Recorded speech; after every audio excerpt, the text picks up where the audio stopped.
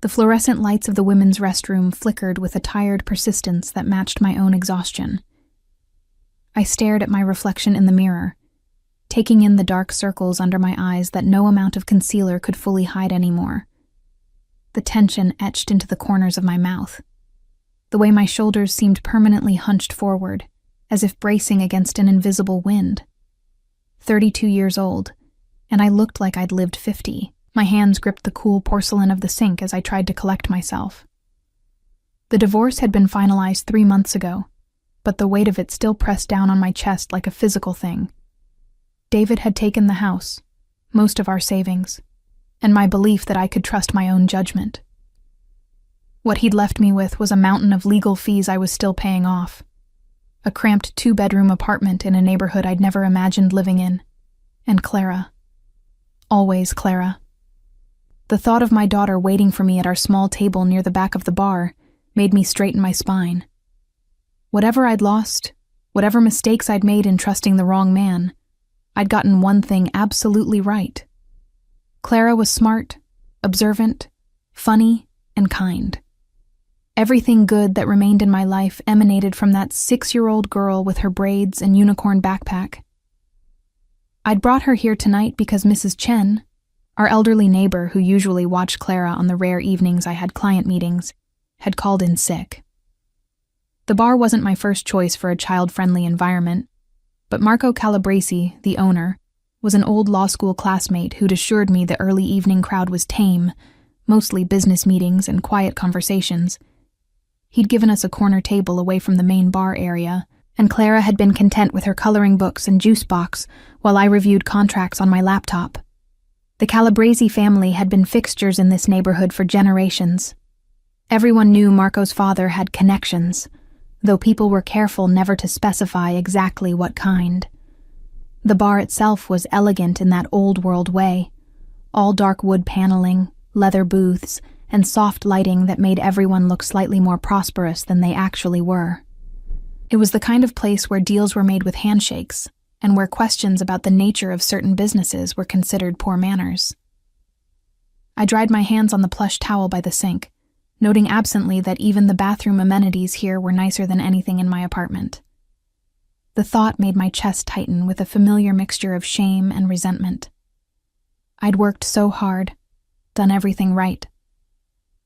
Law school, passed the bar on my first try, built a small but respectable practice helping small businesses navigate contracts and legal compliance.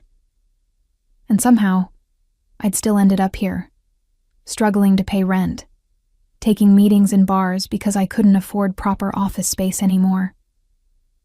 The door to the restroom swung open, and a woman in an expensive-looking dress entered, giving me a brief, disinterested glance before disappearing into a stall. I took that as my cue to leave, smoothing down my own dress, a simple navy sheath that I'd bought on sale 3 years ago, and had worn to every professional meeting since. It was professional enough, I told myself. It would have to be. As I walked back through the dim corridor toward the main room, I could hear the low murmur of conversations, the clink of glasses, the occasional burst of laughter that sounded more strategic than genuinely amused. This was where deals happened, where futures were decided over expensive scotch and careful words. I emerged into the main room and immediately looked toward our corner table, a habit so ingrained that I did it without thinking. Clara should have been there, blonde head bent over her coloring book, completely absorbed in staying inside the lines with that intense concentration she brought to everything. The table was empty. My heart did that horrible lurching thing it did whenever I couldn't immediately locate my daughter in a public space. I scanned the bar area, the nearby tables, the entrance. Nothing. The coloring books were still spread across our table, Clara's juice box sitting beside them, but my daughter was nowhere in sight. "Clara?" I called out, trying to keep the panic from my voice as I moved quickly toward the table. "Clara, where are you?" A few heads turned in my direction, mild curiosity on their faces, but no one seemed particularly concerned about a missing child. I was just starting to move toward the front of the bar, my panic escalating with each passing second when I saw them. In the private alcove near the back of the bar, separated from the main room by a semi-transparent partition of frosted glass. A scene was unfolding that made absolutely no sense to my frightened mother brain. Clara, my sweet, shy, usually obedient 6-year-old daughter, was standing beside a table occupied by 3 men in expensive suits. Her small hand was tugging on the sleeve of one of them, a man whose back was to me, but whose shoulders suggested he spent considerable time in a gym. I hurried toward them, my sensible heels clicking too loudly against the hardwood floor, drawing more attention than I wanted. As I got closer, I could hear Clara's voice, that peculiar mixture of childish innocence and surprising wisdom that she'd somehow developed despite her young age. "You should check it again, sir," she was saying earnestly, her small face serious. "My mommy always says you have to read things twice, or someone might try to trick you." The man she was addressing had gone completely still. The other 2 men at the table looked shocked, frozen in place like they'd witnessed something impossible. And then the man Clara was talking to slowly turned his head, and I got my first clear look at his face. Adriano Moretti. I knew who he was. Everyone in this city knew who he was, even if they pretended not to. The newspapers were careful about what they printed, calling him a prominent businessman or real estate developer. But the truth was an open secret, whispered in the right circles. Adriano Moretti controlled half the Italian district, and his influence extended far beyond legitimate business ventures. He was dangerous, powerful, and absolutely not someone whose business meeting should be interrupted by a 6-year-old girl. He was also, I realized with a detached sort of observation, devastatingly handsome in a way that seemed almost unfair. Dark hair swept back from a face that could have been carved from marble, all sharp angles and intense features.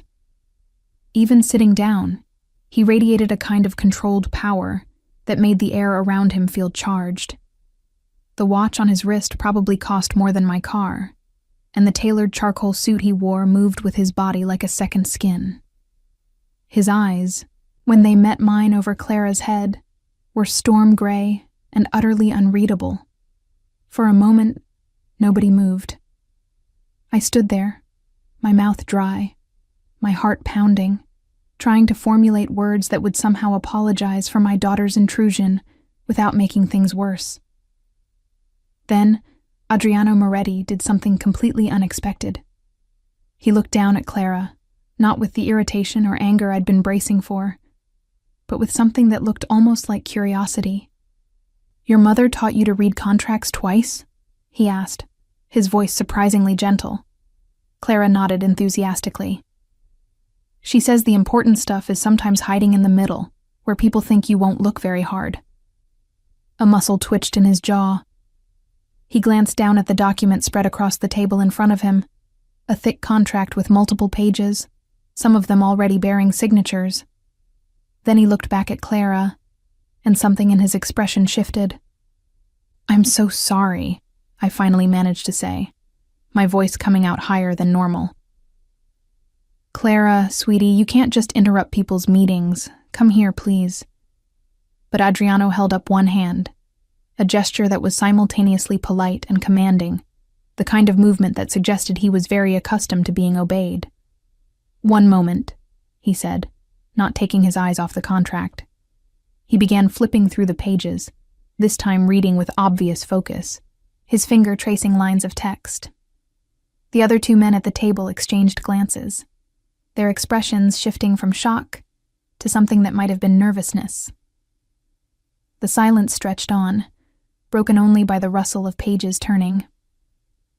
I wanted to grab Clara and leave, to get as far away from this situation as possible, but something kept me frozen in place. Maybe it was the intensity of Adriano's focus, the way his entire demeanor had changed from relaxed to razor-sharp. Maybe it was the growing tension emanating from the other 2 men. Then Adriano stopped on a page about 2/3 through the document. His eyes narrowed. He read something, read it again, and when he looked up at the 2 men across from him, his face had gone absolutely cold. "Gentlemen," he said, his voice now carrying an edge that made my skin prickle with warning, I think we need to discuss paragraph 17, subsection B, the part where you've very cleverly hidden a clause that would transfer operational control of the Atlantic shipping routes to your organization within 18 months. The color drained from both men's faces. Adriano, we can explain, one of them started. Get out. The words were quiet, but they carried absolute authority. Get out of my city. If I see either of you again, you won't walk away. They left, quickly, gathering their papers with shaking hands, not even attempting to argue or apologize further. Within 30 seconds they were gone, and Adriano Moretti was looking directly at me and my daughter. Thank you, he said to Clara, his voice gentle again. You may have just saved me from making a very expensive mistake. Clara beamed at him, completely unaware that she'd just prevented what I suspected might have been the opening move in a territorial war. You're welcome. Mommy says we should always help people when we can. His eyes shifted to me, and I felt the full weight of his attention like a physical thing. Your mother is clearly a very wise woman, he said. I'd like to speak with her if that's possible. Privately. It wasn't a request, despite the polite phrasing. And as Clara slipped her small hand into mine, looking up at me with complete trust, I realized that our lives had just taken a turn into territory I'd never imagined navigating. 3 days after Clara accidentally saved a MAFIA boss from signing away part of his territory, I sat in the reception area of what the building directory carefully labeled Moretti Enterprises, trying very hard not to have a complete panic attack. The office occupied the entire top floor of a building in the financial district, and everything about it screamed money and power. The receptionist, a woman named Angela with perfect makeup and an even more perfect Italian accent, had offered me espresso in a tiny cup that probably cost more than my entire kitchen set. I'd accepted because my hands needed something to hold, even if they were shaking too much to actually drink anything. Mr. Moretti will see you now, Ms. Salinas, Angela said, her voice friendly but professional. Through the double doors at the end of the hall, I stood on legs that felt distinctly unsteady, smoothing down the same navy dress I'd worn to the bar. It was still my best option, though I'd paired it with my one good blazer this time, trying to look more lawyer and less desperate single mother. Not that I thought I was fooling anyone. The walk down that hallway felt longer than it actually was. Original artwork lined the walls, pieces that I suspected were worth more than my yearly income. The carpet under my feet was so thick it nearly silenced my footsteps. Everything about this place was designed to remind visitors of exactly how much power resided here. The double doors opened into an office that looked like something from a magazine spread.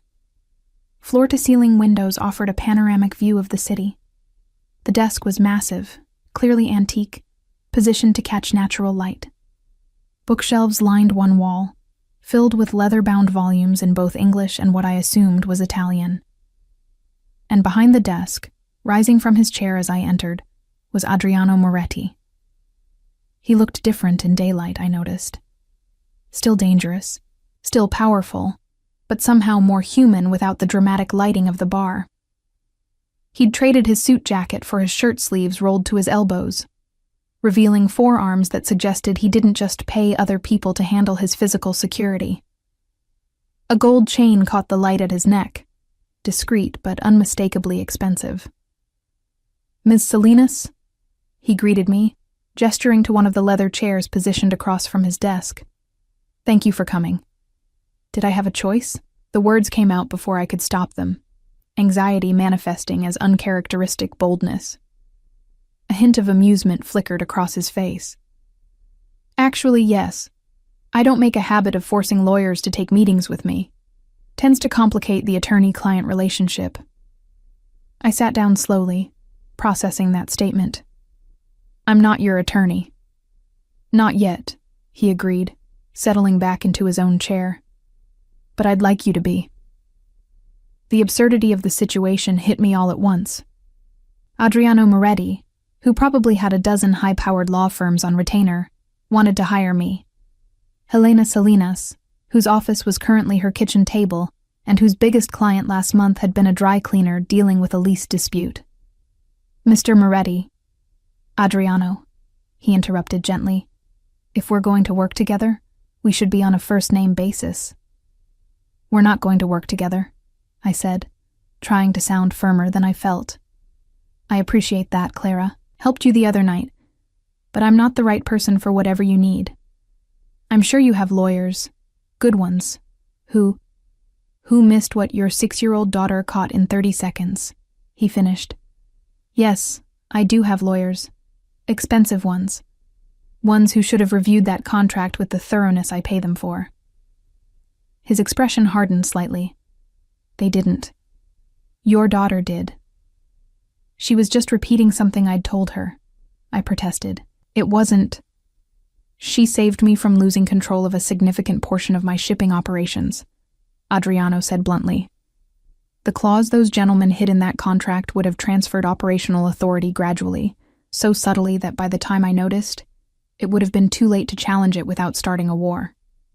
A war that would have cost lives, Ms. Salinas. Not just money.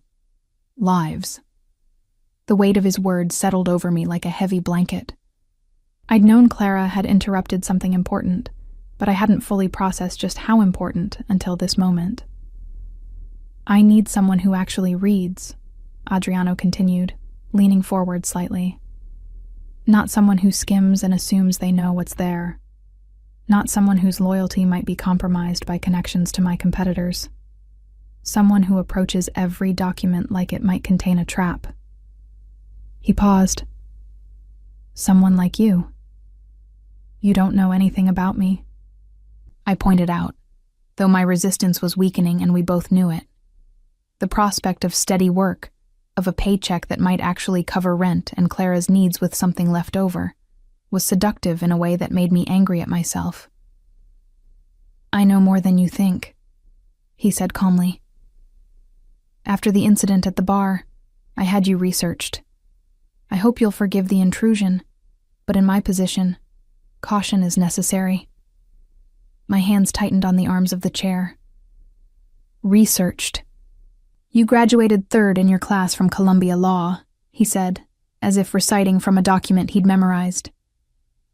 Passed the bar on your first attempt with scores in the 97th percentile. Spent 5 years at Hendricks & Associates, where you specialized in contract law and corporate compliance. You left to start your own practice 3 years ago. He paused. The divorce was finalized 3 months ago. Your ex-husband was also an attorney, which explains why you're now working out of your apartment and taking meetings in bars instead of maintaining the office space you had before. The casual way he laid out my recent failures made my face burn with humiliation.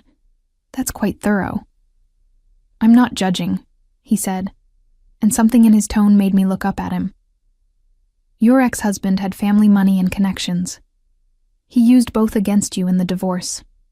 That's not a reflection of your abilities, Ms. Salinas. It's a reflection of his character. The unexpected sympathy in his words was somehow more unsettling than the invasion of my privacy. I didn't want this dangerous, powerful man to be understanding. It would be easier if he were just threatening or demanding. What exactly would this job entail? I asked, and hearing myself ask the question was like listening to someone else speak. Review and analysis of all contracts before I sign them, Adriano said immediately. You would have full authority to refuse any agreement you deemed unfavorable or risky. You would also work on legitimizing certain aspects of my business operations, transitioning them to fully legal frameworks where possible. The careful phrasing wasn't lost on me. And the aspects that can't be legitimized? You would never be asked to participate in anything illegal, he said firmly. That's non-negotiable. Your job would be to keep me and my organization on the right side of the law wherever possible, and to protect us legally when we're operating in gray areas. There's a difference between gray areas and illegal activity, I said. Yes, he agreed. And I need someone who understands that difference and isn't afraid to tell me when I'm crossing the line. He leaned back in his chair. I'm offering you a position as my legal counsel, full-time. Salary of $250,000 a year to start, with performance bonuses. Full benefits, including health insurance that would cover both you and Clara. A proper office here in this building. And the understanding that your priority would always be keeping me and my people out of legal trouble, not helping us get into it. $250,000. The number echoed in my head, so large it didn't seem real. That was more than I'd made in the best year of my career, more than I'd even imagined making for at least another decade. With that kind of money, Clara could go to good schools. We could move to a better apartment. I could stop lying awake at night doing math that never quite worked out. "What's the catch?" I asked, because there had to be one. Adriano's expression remained serious. "The catch is that you would be working for someone whose business interests occasionally conflict with the law. The catch is that some of my associates are not people you would choose to socialize with. The catch is that this world," he gestured vaguely at the office around us, "is not always a safe one. You're saying I could be in danger. I'm saying I would ensure you weren't," he corrected. "You and Clara would both be under my protection.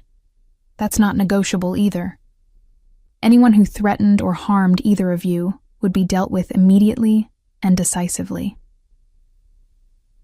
The way he said "dealt with" made it clear he didn't mean through legal channels.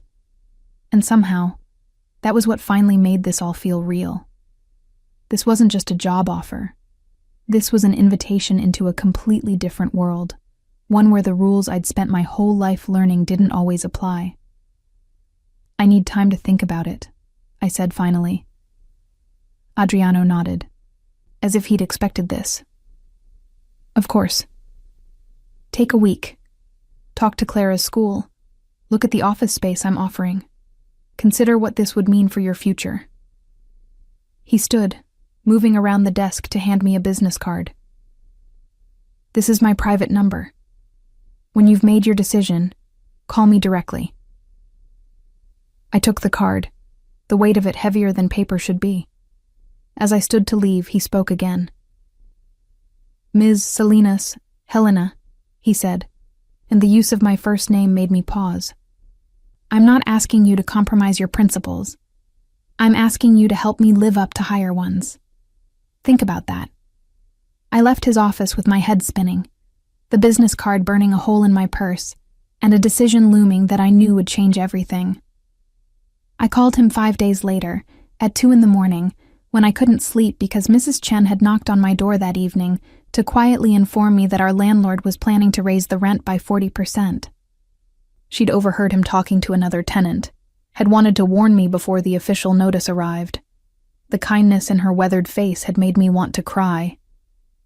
Adriano answered on the second ring, his voice alert despite the hour. "Helena, how did you know it was me?" I asked, then realized how stupid the question was. Of course he knew. He probably had my number programmed into his phone within minutes of giving me his card. "Can't sleep?" he asked instead of answering. "I want to see the office," I said. "The one you mentioned, before I make a final decision." "Now?" There was amusement in his voice, but not mockery. "Is that a problem?" "Not at all. I'll send a car for you in 20 minutes. I should have protested. Should have said tomorrow would be fine. But something in me needed to see it now, in the dark hours when the truth felt closer to the surface. "I'll be ready." The car that arrived was sleek and black, driven by a man named Marco who barely spoke, except to confirm my name. The city looked different at this hour, emptier but somehow more honest, stripped of its daytime pretense. We pulled up to the same building I'd visited before, but now the streets around it were quiet, the windows of neighboring buildings dark. Adriano met me in the lobby, dressed casually in dark jeans and a black sweater that probably cost more than my entire wardrobe. His hair was slightly disheveled, as if he'd been running his hands through it, and I realized with a start that he looked more approachable like this, more human and less like a figure from a crime drama. "Thank you for coming," he said simply, leading me to the private elevator. We rode up in silence, the numbers climbing steadily toward the top floor. When the doors opened, He led me not to his office, but to a different suite of rooms I hadn't seen before. He opened the door and switched on the lights, and I stepped into what could only be described as a dream office. It was smaller than his, but still spacious, with windows offering a view of the river.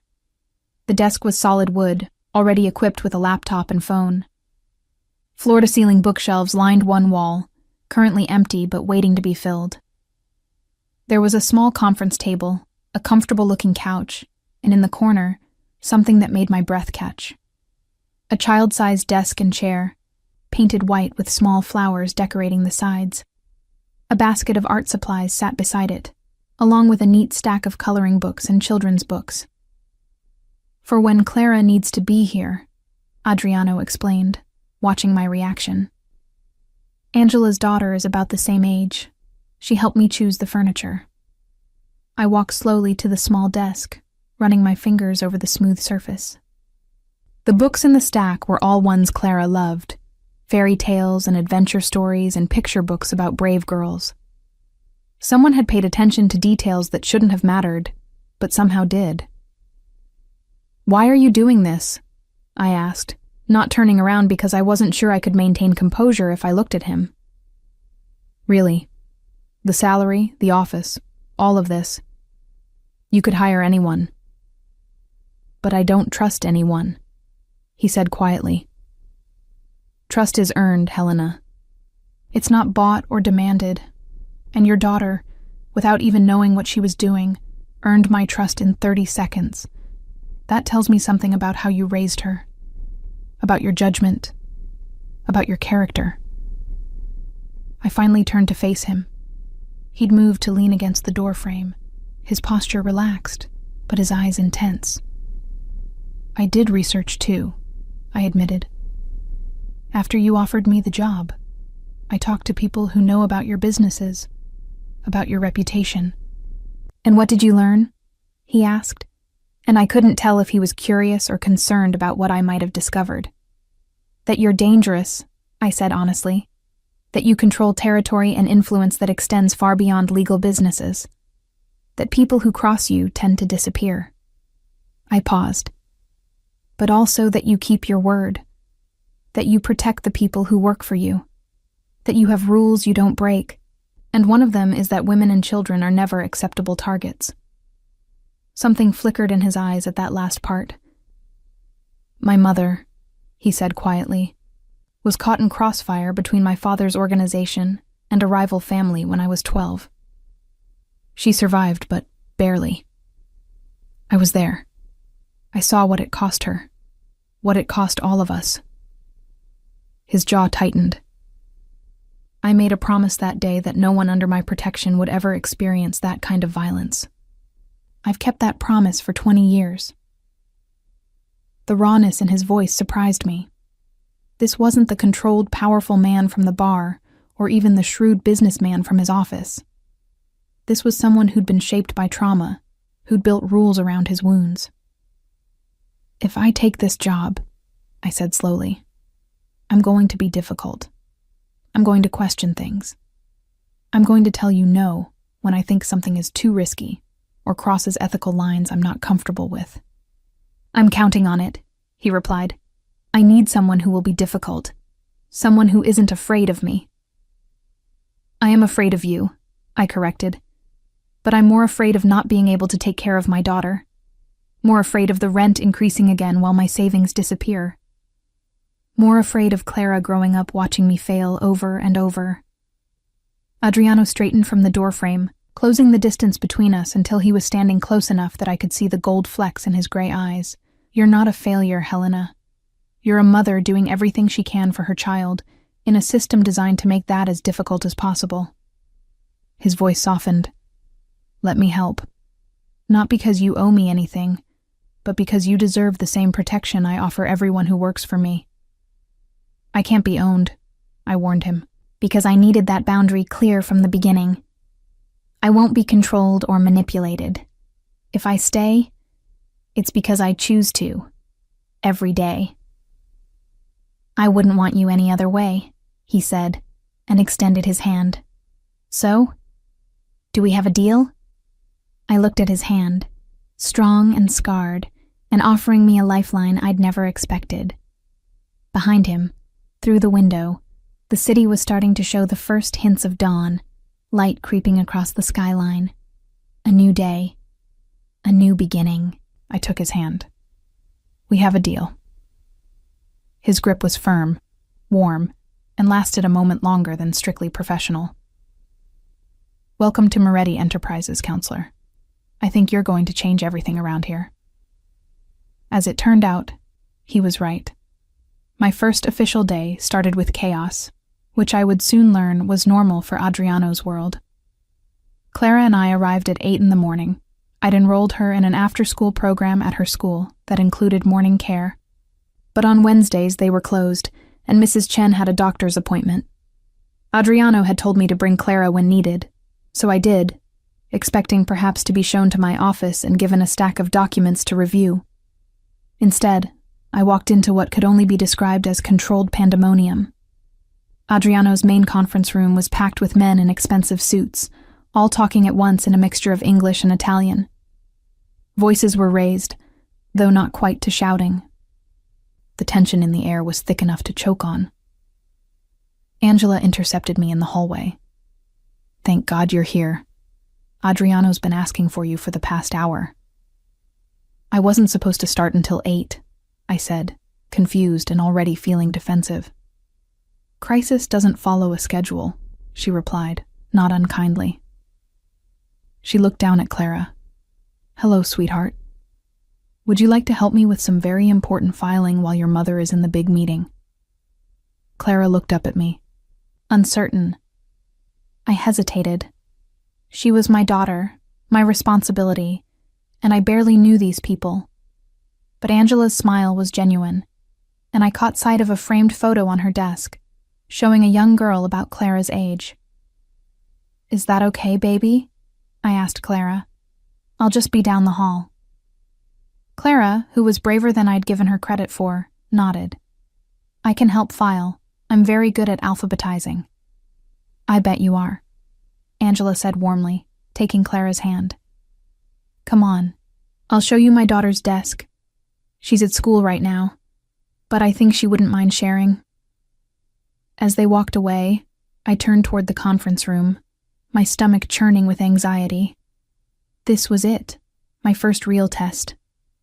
I straightened my shoulders, checked that my blazer was properly buttoned, and walked in. The conversation died the moment I appeared. Every head in the room turned toward me, and I felt the weight of multiple assessing gazes. These were men used to power, used to control, used to women existing in very specific roles in their world. Junior lawyer was not typically one of those roles. Gentlemen, Adriano said from the head of the table, his voice cutting through the awkward silence with effortless authority.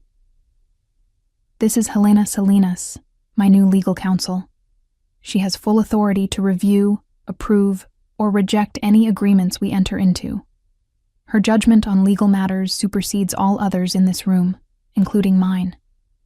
The declaration was bold enough that several men's eyebrows rose. One of them, a silver-haired man who exuded old money confidence, leaned back in his chair. No disrespect, Adriano, but we're in the middle of a time-sensitive negotiation. Perhaps Ms. Salinas could familiarize herself with the situation and we could reconvene. Helena stays, Adriano interrupted firmly. Catch her up, Sal. The man who'd spoken, Sal, sighed but nodded. We're negotiating a partnership agreement with the Delacroix organization out of New Orleans. They want access to our northeastern distribution network in exchange for exclusive rights to their Gulf Coast ports. The deal is worth roughly $8 million annually to both sides.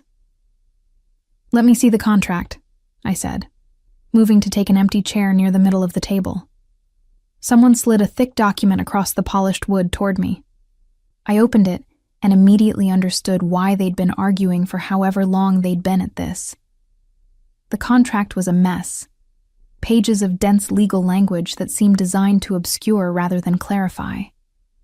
Red flags jumped out at me within the first few pages. This is unacceptable, I said after scanning through the first section. The room went silent again. Sal's face darkened. "Excuse me?" "Page 3, paragraph 7, I said, not looking up from the document. "The liability clause is structured so that any legal complications arising from operational difficulties, and I'm using their quotation marks here, would fall entirely on Moretti Enterprises." Operational difficulties is deliberately vague language that could encompass anything from shipping delays to federal investigations. I flipped to another section. Page 9 creates a binding arbitration clause that mandates all disputes be resolved by an arbitrator mutually agreed upon by both parties. But page 15 specifies that said arbitrator must be licensed to practice in Louisiana, which creates a home court advantage for Delacroix. And page 21. I looked up now, meeting the eyes of the men around the table. Page 21 includes a non-compete clause that would prevent Moretti Enterprises from engaging in similar business arrangements with any other Gulf Coast organizations for a period of 10 years. 10 years of being locked out of an entire region because of vague language. Adriano leaned forward, his expression intent. "I thought the non-compete was 5 years. "It was in the draft they sent last week," one of the other men confirmed. "They must have changed it." "They did," I confirmed, "along with about 15 other modifications, all of which favor Delacroix. This isn't a partnership agreement. It's a trap dressed up as an opportunity." Sal looked like he might explode. "We've been negotiating this deal for 6 months. The Delacroix family has significant influence in the South. Walking away now could create bad blood." "Signing this would create worse than bad blood," I countered. "It would give them leverage to essentially control your southern expansion for the next decade, while making you liable for any of their operational problems." The room erupted again, some men agreeing with my assessment, others insisting we couldn't afford to alienate potential allies. I sat quietly, waiting for the noise to die down, watching Adriano. He was watching me too, I realized. Not with anger or frustration, but with something that looked almost like satisfaction. When the arguing reached a fever pitch, he simply raised one hand, and immediate silence followed. The casual display of power was startling. "Helena," he said calmly, "what would you recommend?" "Reject it entirely and start over," I said immediately. "Draft a new contract with clear, specific language and equal liability distribution. If Delacroix refuses, walk away. There are other ports, other partnerships. This particular one isn't worth signing away your future." For a long moment, Adriano didn't respond. Then he nodded once. "Draft the new contract. Sal, inform Delacroix that we're withdrawing our signature pending a complete revision of terms. If they object, tell them they can take their business elsewhere." The finality in his voice made it clear the discussion was over. Men began gathering their papers, some looking relieved, others frustrated. Sal approached me after most had left. "You just cost us 6 months of negotiation," he said quietly, not quite accusatory but not friendly either. "I saved you from 10 years of regret," I replied. "There's a difference." His stern expression cracked slightly. "I suppose we'll see." He extended his hand. "Welcome to the madhouse, counselor." After the conference room cleared, Adriano found me in the hallway. "Coffee?" he offered. "Please," I said, realizing I'd been running on pure adrenaline since arriving. His office was quieter, more contained than the conference room chaos. He poured us both coffee from an expensive-looking machine in the corner, handed me a cup, and gestured to the comfortable chairs by the window. "You handled that well," he said. "Most people wouldn't have the courage to call out a contract flaw in front of that many senior members of my organization." "Most people aren't being paid $250,000 to tell you the truth," I replied. "If you wanted someone who would just nod and agree, you hired the wrong person." He smiled, a genuine expression that transformed his usually serious face. "I hired exactly the right person." His phone buzzed, and he glanced at it, his expression shifting. I need to make a call. Take your time with the coffee. Angela will show you to your office when you're ready." After he left, I sat in his chair by the window, sipping coffee that was better than anything I'd ever tasted, looking out at the city that no longer felt quite as overwhelming as it had a week ago.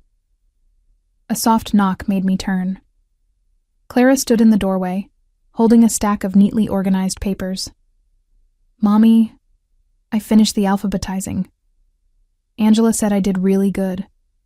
I set down my coffee and held out my arms. She ran to me, and I pulled her into a hug, breathing in the familiar scent of her strawberry shampoo. "I'm so proud of you, baby." "Is this your new office?" she asked, looking around with wide eyes. "No, this is Mr. Moretti's office. Mine is down the hall. Can I see it?" I glanced at my watch. I had time before Clara needed to be at school. "Let's go look." My office was exactly as I remembered it from my midnight visit, except now it was daytime and filled with natural light. Clara made a beeline for the small desk in the corner, sitting in the child-sized chair and spinning around with delight. "This is for me?" she asked, touching the art supplies reverently. "When you need to be here with me," I confirmed, "for days like today when you don't have school care." She opened one of the coloring books, and I watched her settle into that focused concentration she brought to everything. After a moment, she looked up at me. "Mommy, are you happy here?" The question caught me off guard. "I don't know yet, sweetheart. But I think maybe I could be." "I like Mr. Moretti," Clara announced, returning to her coloring. "He has kind eyes." I thought about Adriano's eyes, storm gray, intense, capable of expressing tenderness and absolute coldness. "They're complicated eyes," I said carefully. "Nope," Clara said with the confidence of childhood. "They're kind, I can tell." Maybe she could. Maybe 6-year-olds saw things more clearly than adults who'd learned to expect the worst from people. Or maybe my daughter was just optimistic in a way I'd forgotten how to be. Either way, as I watched her color and listened to the sounds of the office beyond my door, I felt something I hadn't experienced in a very long time. Hope. 3 months into my employment at Moretti Enterprises, I realized I'd completely underestimated how consuming this work would become. The hours were long, though Adriano never explicitly demanded that I stay late. It was the nature of the work itself. Every contract I reviewed seemed to contain hidden traps. Every agreement revealed layers of complexity that required careful analysis. I found myself staying at the office until Clara's bedtime became negotiable, reviewing documents by the light of my desk lamp while she worked on homework at her little desk or, when she finished, taught me increasingly elaborate origami techniques. That last part had started accidentally. Clara had been reading a library book about paper folding and decided she wanted to try it. Adriano had walked into my office one evening to find her explaining to me how to make a crane, her small fingers demonstrating folds with surprising dexterity. Instead of leaving, he'd pulled up a chair. "May I try?" he'd asked Clara, his voice gentle in a way I'd rarely heard it. She'd beamed at him. "You have to be really careful with the corners. That's the most important part." Now, 2 months later, my office windowsill displayed an entire menagerie of origami animals that Adriano and Clara created during the evenings when work kept me late. The sight of the feared head of an organized crime family sitting cross-legged on my office floor, tongue between his teeth in concentration, as a 6-year-old instructed him on proper paper folding technique, never stopped being surreal.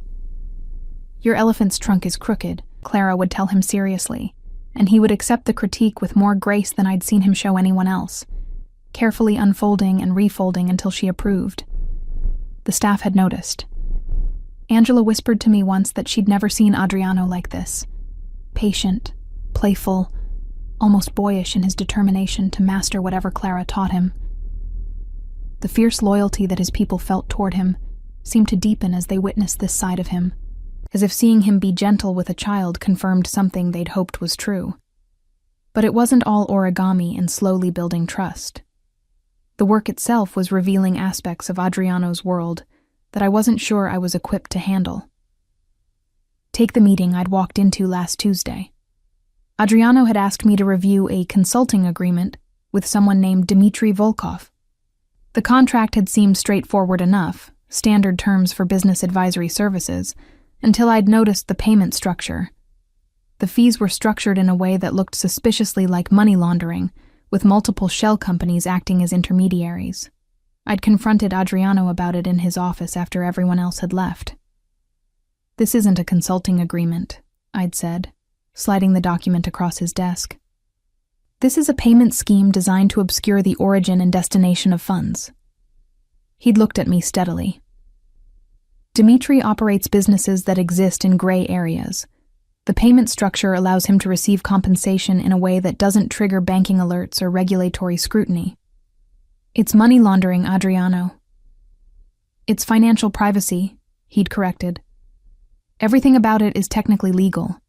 The shell companies are registered correctly. The payments are reported to appropriate tax authorities. But yes, the structure is designed to make tracking the money difficult." I'd stood there, conflict churning in my stomach. "You promised I wouldn't be asked to participate in anything illegal." "And I'm keeping that promise," he'd said quietly. "This isn't illegal, Helena. It's just complicated. But if you're uncomfortable with it, I won't sign it. That's why you're here, to be my conscience when mine gets cloudy." The fact that he'd given me that power, that genuine authority to refuse, had surprised me.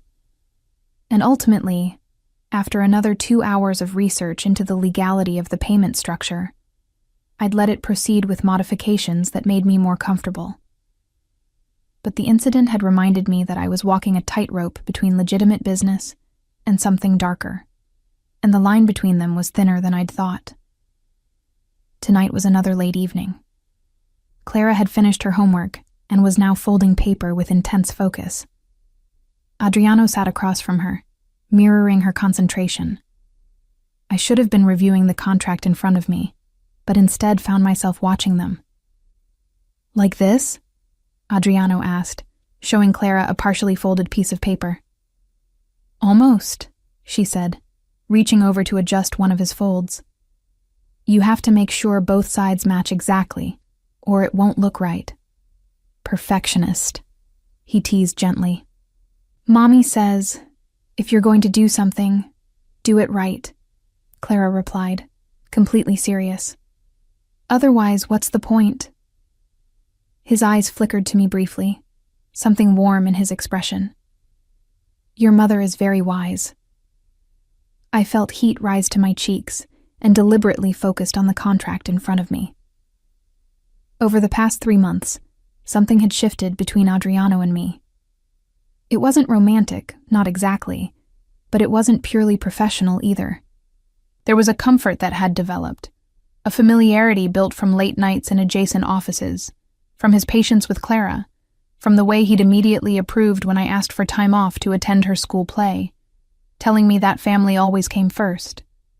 Sometimes I caught him looking at me with an expression I couldn't quite interpret. Something thoughtful and intent that made my pulse quicken before I remembered exactly who he was and what he represented. "Mommy, look!" Clara held up a perfect paper crane, her face glowing with pride. Mr. Adriano made one all by himself. "It's beautiful," I said honestly, watching as Adriano's serious expression softened into genuine pleasure at her approval. "For you," he said, offering it to Clara. "Your collection is missing this color." She accepted it reverently, adding it to the display on the windowsill. As she arranged it among the others, Adriano stood and moved to where I sat at my desk. "You should go home," he said quietly. "It's almost 8. Clara needs dinner and sleep." "I'm almost done with this contract review," I protested, even though my eyes were starting to blur from staring at dense legal language for hours. "It can wait until morning," he insisted. "I'll have Marco bring the car around." Over the months, I'd stopped arguing about the car service. Initially, I'd protested that I could take the subway like I always had. Adriano had explained, patiently, that as his legal counsel, I was afforded certain protections, and one of them was not traveling on public transportation where I was exposed and vulnerable. The first time someone at the subway station had recognized me, had called out Moretti's lawyer with a mixture of respect and wariness, I'd understood his point. "Thank you," I said, gathering my things. "Clara, time to pack up." She carefully placed her origami supplies back in their basket, said goodnight to Adriano with a hug that he returned with surprising tenderness, and took my hand. As we waited for the elevator, Clara yawned. "Can Mr. Adriano come to my recital next week?" My heart stuttered. "Baby, Mr. Adriano is very busy. I'm sure he—" "What recital?" Adriano's voice came from behind us. He'd followed us into the hallway. "My class is doing a show about the seasons," Clara explained. "I'm autumn. I get to wear orange and red and throw paper leaves. That sounds wonderful," he said, crouching to her level. "When is it?" "Thursday at 6, I interjected quickly. "But you really don't have to." "I'll be there," he said, his eyes meeting mine as he stood. "If it's all right with your mother." Clara looked up at me with those pleading eyes that I'd never been able to resist. "Can he come, Mommy? Please?" How could I explain that inviting him into more of our personal life felt dangerous? That I was already struggling to maintain boundaries between professional and personal? That watching him be gentle with my daughter was starting to make me feel things I had no business feeling?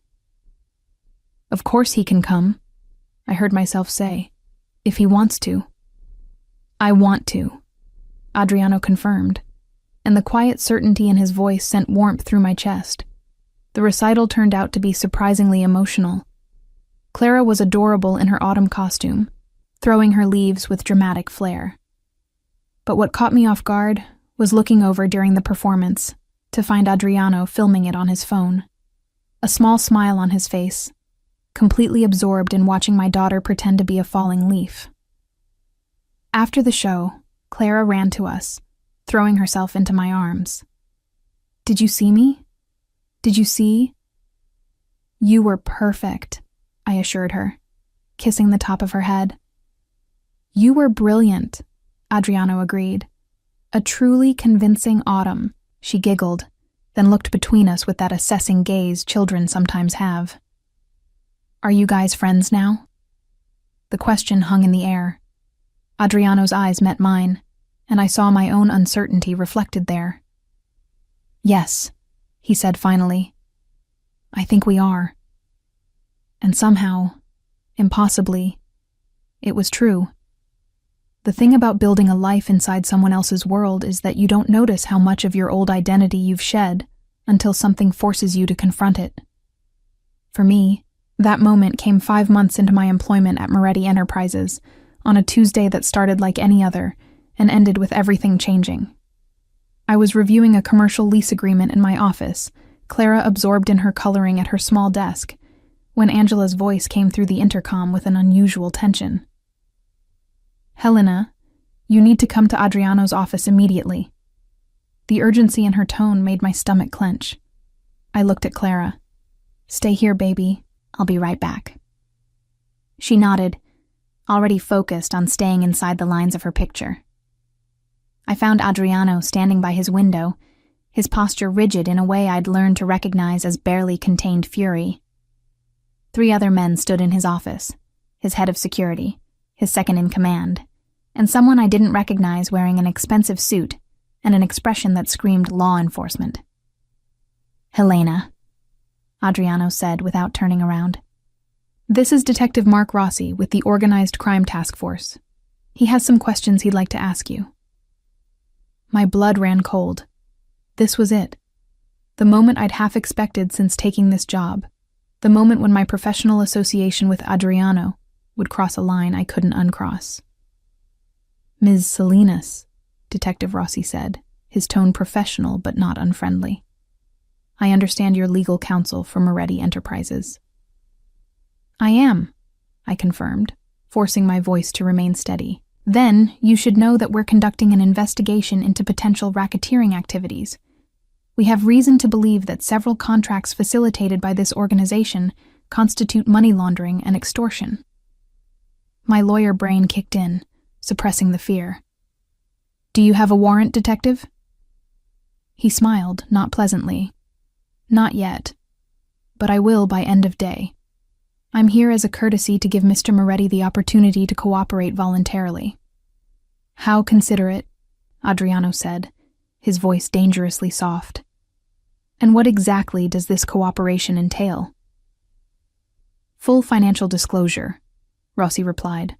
All contracts entered into within the past 6 months, details on business partners and affiliates, and testimony regarding the nature of your organization's activities.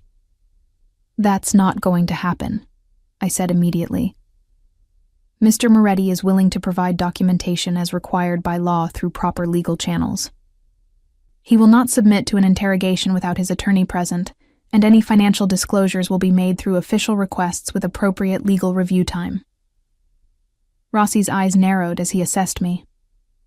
Ms. Salinas, are you aware that obstructing a federal investigation carries significant penalties, including potential disbarment?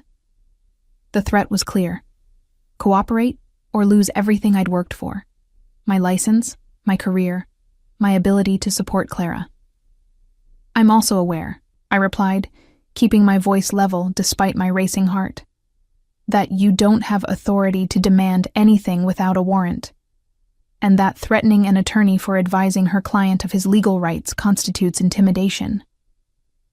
For a long moment, nobody spoke. Then Rossi reached into his jacket, a movement that made Adriano's security immediately tense, and withdrew a business card. When you're ready to discuss this reasonably, call me. You have until Friday to produce the requested documents voluntarily. After that, we'll do this the hard way. He left, and the tension in the room didn't dissipate with his departure. Everyone out? Adriano said quietly, except Helena. When we were alone, he turned to face me fully. The fury I'd sensed earlier was still there, but beneath it was something that looked like concern. Are you all right? I just got threatened with disbarment, I said, my voice shakier than I'd meant it to be. So no, not really. He moved toward me, stopping close enough that I could see the gold flecks in his gray eyes. I won't let that happen. You can't promise that, I said. If they have evidence, if they build a case. They don't have anything, he interrupted firmly, because you've made sure every contract I sign is legitimate. You've been keeping me honest, Helena. That's exactly what I hired you for. But if they investigate, then they'll find a businessman conducting legal operations with thorough documentation and proper counsel, he said. You haven't done anything wrong. Neither have I, not in any way they can prove. This is intimidation, nothing more. I wanted to believe him, but I'd also spent 5 months learning exactly how thin the line was between legal and illegal in his world, how easily transactions could be interpreted multiple ways depending on who was looking. I have Clara to think about, I said quietly. If I lose my license. You won't, he insisted. I promise you, Helena, you won't lose anything because of me. A soft voice from the doorway made us both turn. Mommy? Clara stood there, her coloring book clutched to her chest, her small face worried. Are you okay? You sound upset. I immediately crossed to her, kneeling down to her level. I'm fine, baby. Just some complicated work stuff. Is Mr. Adriano in trouble? She asked, looking past me to where he stood. No, sweetheart, I assured her. Everything is going to be fine. But that night, after I'd tucked Clara into bed and sat alone in our apartment, the nicer one we'd moved into after I'd started working for Adriano, I couldn't shake the fear that had settled in my chest. I'd built a life here, a good life. Clara was thriving at her new school. I was paying my bills with money left over for the first time in years. I'd even started to feel something like happiness again, something I hadn't experienced since before the divorce. And all of it was built on the foundation of working for a man whose business existed in shadows, whose protection came with a price I was only now beginning to understand. My phone rang. Adriano's name appeared on the screen. "It's late," I said when I answered. "I'm assuming this isn't about a contract review." "I'm calling to tell you that tomorrow you're taking the day off," he said. "You and Clara."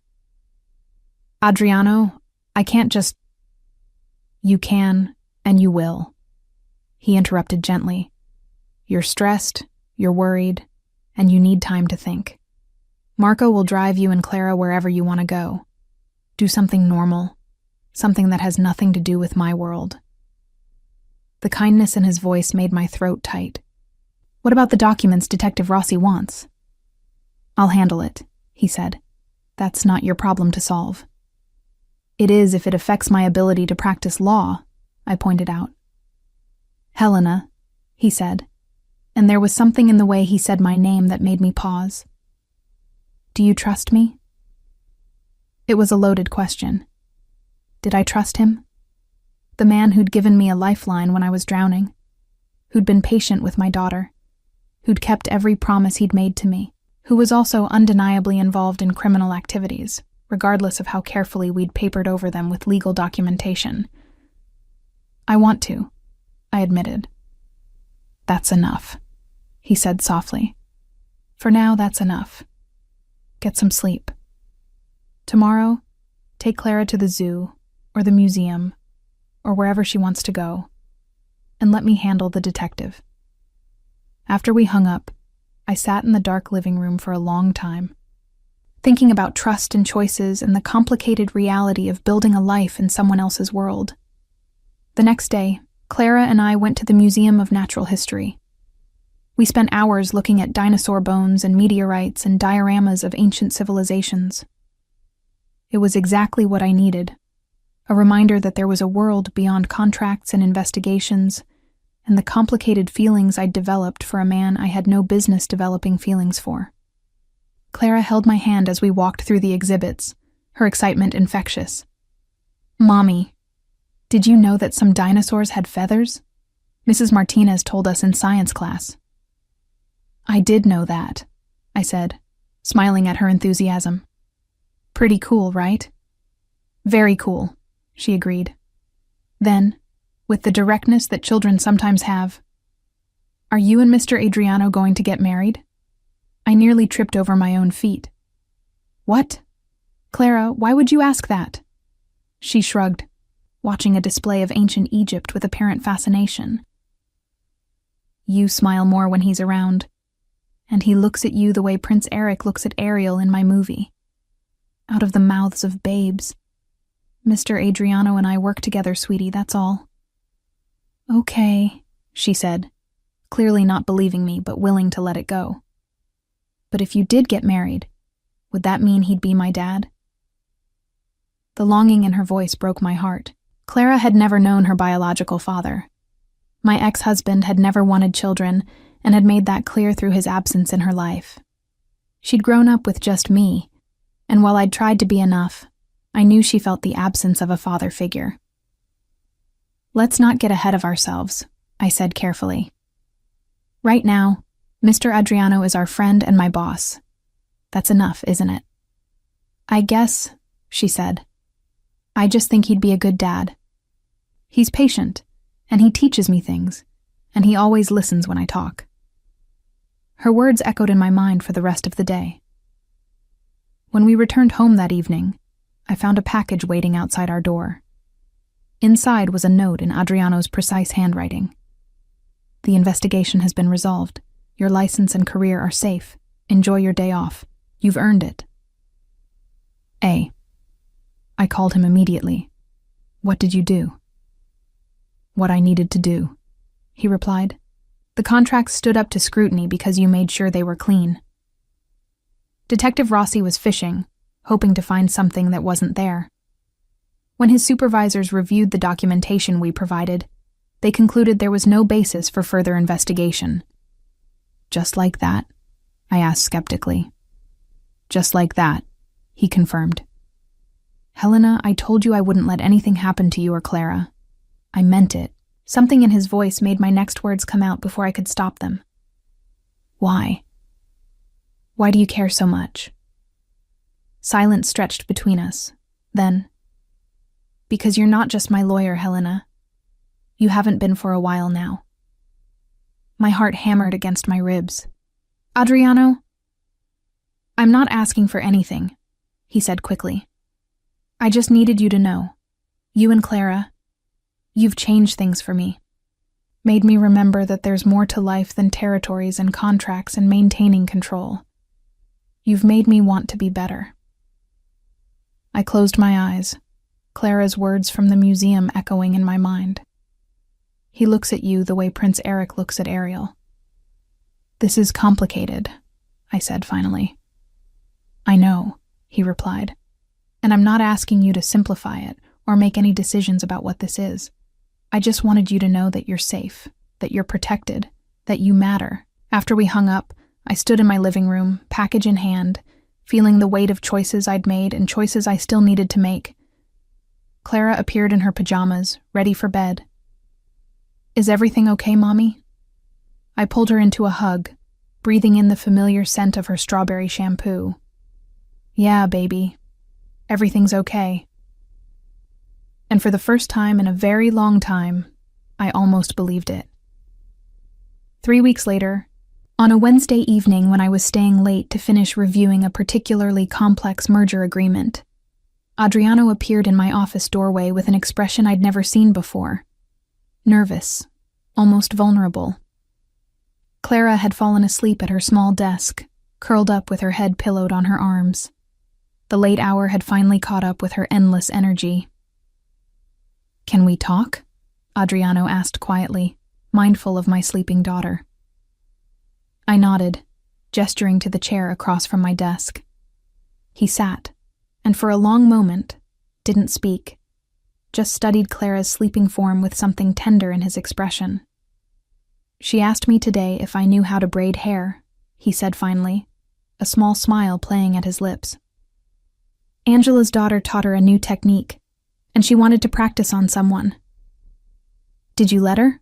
I asked, already knowing the answer from the slight disarray of his usually perfect hair. Of course, he replied. She's very determined, and surprisingly skilled for someone with such small hands. His expression grew more serious. Helena, I need to tell you something. The nervousness in his voice made my pulse quicken. Okay. Over the past 5 months, you've become essential. To my work, yes, but also to me personally. He paused, choosing his words carefully. I've spent my entire adult life building walls, maintaining control, never letting anyone get close enough to matter. And then you walked into my world with your daughter, and your principles, and your refusal to be intimidated by me. And somehow everything changed. I opened my mouth to respond, but he held up a hand. Let me finish. Please. I nodded, my heart hammering. I'm not a good man, Helena. I've done things I'm not proud of. Made choices that can't be unmade. My world is dangerous, and being part of it means accepting risks that most people would run from. His gray eyes met mine with painful honesty. But I want to be better. For you. For Clara. I want to be the man you both deserve. Adriano, I'm not asking you to make any decisions tonight, he continued. I just needed you to know how I feel. That what we have here, he gestured vaguely at the space between us. It's not just professional for me anymore. It hasn't been for a while.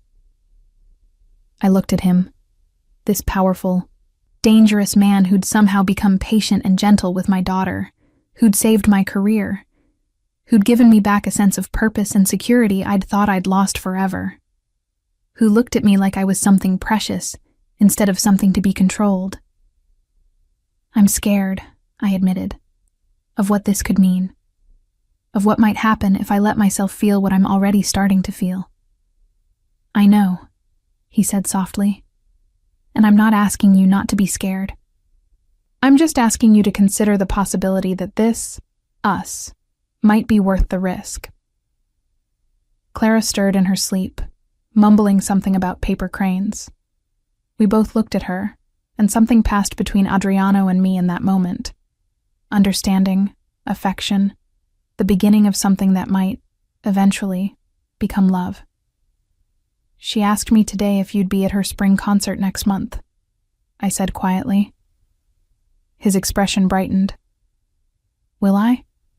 I took a breath, making a choice I knew would change everything. Yes, but not just as my boss or even as our friend. I met his eyes directly. As someone who matters to us. To both of us. The smile that spread across his face was genuine and unguarded, transforming him into someone younger, less burdened. I'd like that. Very much. We sat in comfortable silence for a moment, the city lights twinkling beyond my office window, Clara sleeping peacefully nearby, and the future stretching out before us, complicated, uncertain, but filled with possibility. Should we wake her? Adriano asked, gesturing to Clara. In a minute, I said. Let her sleep a little longer. He nodded, settling back in his chair, content to wait. And as I returned to my contract review, I found myself smiling, aware of his presence in a way that felt both new and familiar, like coming home to a place I'd never known I was searching for. Later, when it was time to wake Clara, Adriano was the one who gently shook her shoulder, who helped her gather her coloring supplies, who carried her sleeping form to the car when she proved too tired to walk. And as I watched him carefully buckle her into the back seat, adjusting the belt so it wouldn't dig into her shoulder, I thought about trust and choices, and the complicated reality of building a life not just inside someone else's world, but alongside them. Thank you, I said as he closed the car door softly. For what? He asked. For being patient, for understanding, for caring about her. He touched my cheek briefly, a gesture so tender it made my breath catch. She's easy to care about. So is her mother. The drive back to our apartment was quiet, Clara dozing in the back seat, city lights streaming past the windows. Adriano walked us to our door, waited while I got Clara settled in bed, and was still there when I emerged from her bedroom. I should go, he said, though he made no move to leave. You should, I agreed, not moving either. We stood in my small foyer, the space between us charged with everything unspoken, everything beginning. He leaned in slowly, giving me time to pull away, and brushed his lips against my forehead.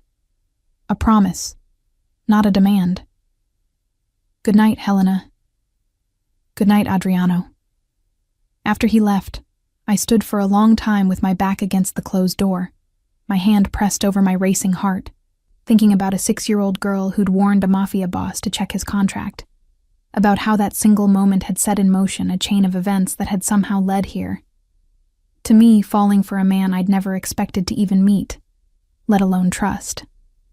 The next morning, I woke to find a text message waiting. Coffee? I'd like to discuss the Delacroix counter-proposal. Also Clara's spring concert. Also us. A. I smiled at my phone, my heart lighter than it had been in years, and typed back, yes to all three, especially the last one. And somewhere in that moment between fear and hope, between the person I'd been and the person I was becoming, I made peace with the truth. Sometimes salvation comes from the most unexpected places, offered by the most unexpected people, and all we can do is be brave enough to accept it.